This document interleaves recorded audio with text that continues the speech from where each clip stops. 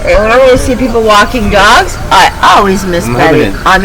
Kara, always miss Kara. You know what I did one time walking Kara? I used to walk around the Ford test track. Yeah. Even if it was a snowstorm, I'd take her. I would take her anyways. And so I fell on the Ford test track. So I fucking sprained my ankle, right? But I didn't care. And the poor dog stood beside me, helped me get up. I had to use her to get up, right? But instead of turning around, I took her all the way around the track anyway. And it killed me. What? I had to keep stopping. I'm like, Kara, I can barely... Take me to your leader. So she went, but she knew, right? They're not stupid, right? I used to let her loose. And Daryl used to get mad at me and say, fuck off, she ain't going to leave nobody.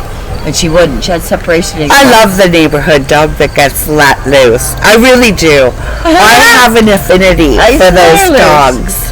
I didn't let her loose in the neighborhood, but I'd let her loose when we get on the track or something, right? Because she'd never leave you. She'd run far away. She'd go visit the dog. She knew all her little friends around the Ford test track, you know? And I'd let her go. She was fine. She'd look for you. She would not leave you. Oh, no.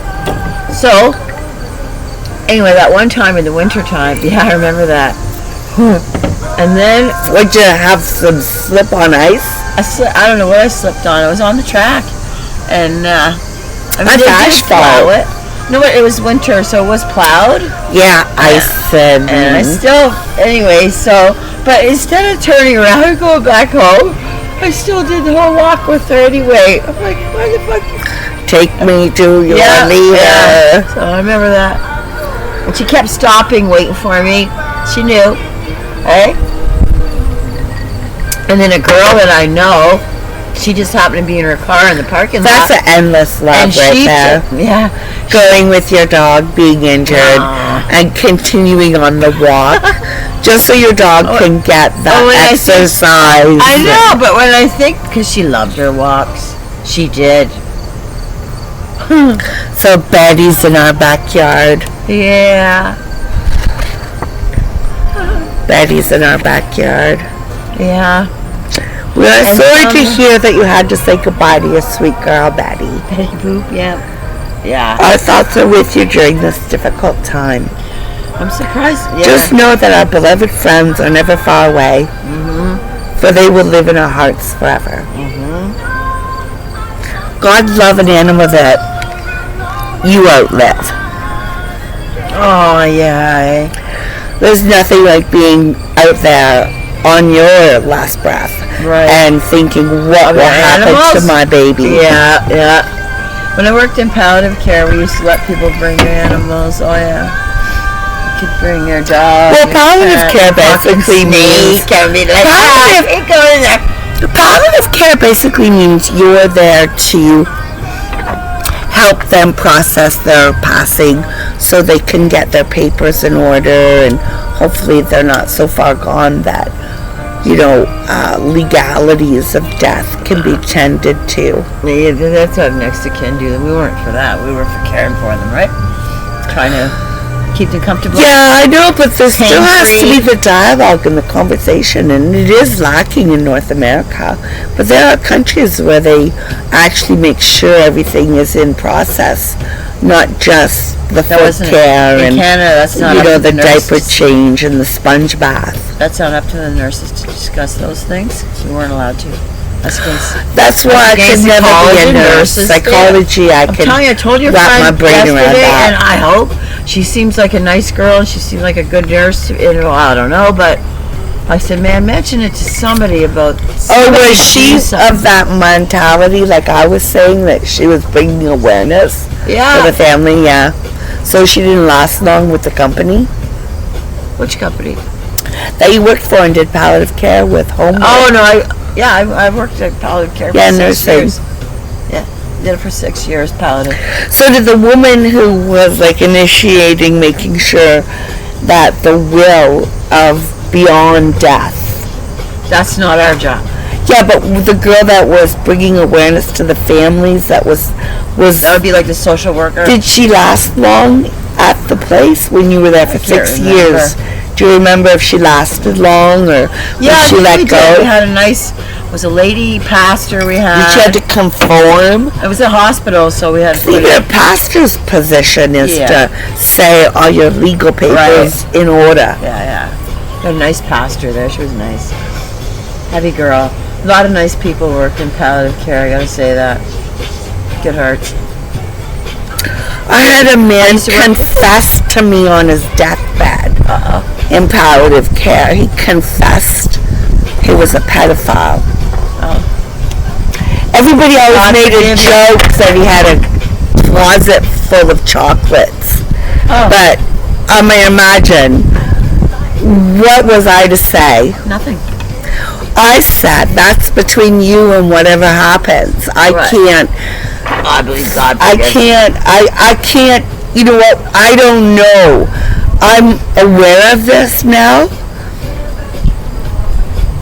The person in question was brought into the room at a later date, and it was known that he had hurt her, but she was one of many, and he was on his deathbed, wanting me to give him some kind of solace or gratefulness that he was confessing this, and I was to say, go to the beyond and you will be, saved. Yeah, I guess there's that. Not saved. Thank you, Susan. I believe everybody goes to heaven. Thank you. I do. But I will tell you, I can't do that. I am not equipped to know even for myself. I know. And what will I take to the grave? I don't know. My dad used to say, when it's over, it's over. It's done. Yeah. When we die, we die. I've dated those people. When we die, we die. But I remember when my dad died on his death. He was only 50, my father. And I remember he asked me he was so sick, right? He had lung cancer with his brain. So, and he was going to die at home, and then my mother got really upset and scared and all this shit. So we said, well, what do you want to do? So, and I came home from Newfoundland because I was married at the time. So we called the ambulance, and he told us, he said, "Yous are all a bunch of bastards, eh?" Sent me to the hospital. He didn't want to go. But my mom couldn't handle it at home. But anyways, when he passed away, I swear to God, I felt his spirit right there. Right here. Hey. Were you at the hospital? Yeah, he ended up in the hospital, yeah. Did he confess anything to you? Oh, no. He called you a bunch of bastards. Because he didn't want to go to the hospital. He knew, at times he knew, but it went to his brain, it was bad. 105, my granddad, at the time was my great-granddad, died. He had a good life. Of a bad liver. He just went to bed one day. Wow. And his wife, and he was 105. They named a street after him. Where, in Windsor? Over there near Mill. Yeah? Yeah. Huh. I used to live in West End when I first moved here. I lived in Baby and Brock. Oh, I've lived all over. I like to stay put. Yeah. That's who doesn't like to stay put? Is an asshole because Doug's not going anywhere either. So you got three tenants that are here for God knows till whatever, right? You saw that residence. It's not worth the money they're asking. No. By a long shot. You'd be lucky to get $1,000 for that place. If he was smart, he'd have posted. It's posted. way too high for rent. Way too high. Old fucking doors and I don't know, man. There's not even covers over the outlets. And the grate looks as old as the home. So somebody destroyed that and look at the outside of it. Yeah. It's ridiculous. Wait till you fall. I hope you know, but somebody's gonna fall. Oh, God damn it. Isn't that crazy how Doug fell? Oh, you didn't see his face? I told him to go get an x-ray on his nose. We've come face to face, so. I do think Doug wants to get along with you. Well, then put the effort out there, man. It's not mine. You don't put an effort out anyway, Doug. It's not mine. Oh, we won't answer. What I'm set to respond to is not anywhere near being copacetic. No. I love that word, but yeah. No, he is confrontational. Oh God, yeah. I told you about all the junk there once. Look at how he got you to bully me. Yeah, and look at how you were gonna fucking kick my ass. No, I would never do that. But in your words and in that moment, it was very intense. But I wouldn't have done that to you. I'm just saying. Why do you think I Come down still kept happy. sitting there? Because you would never do that. No. I'm saying some. And I mean, would. I don't even carry a phone with me, right? But I do carry a joint. No, I wouldn't do that. I'm not violent. Well, words are it violent. wasn't very good because action follows. Words are violent. Words are violent. Action follows. Yeah. That's why when you're in conversation with someone, word power is the ability to have the person open with compatibility. I didn't run away, did I? No. I didn't cower. No. I separated myself, got invited into the pack, and got kicked out. From the beginning, I separated myself. From the last occasion, the motherfucker was back here. But, I mean, who is he to even say here, you leave the table?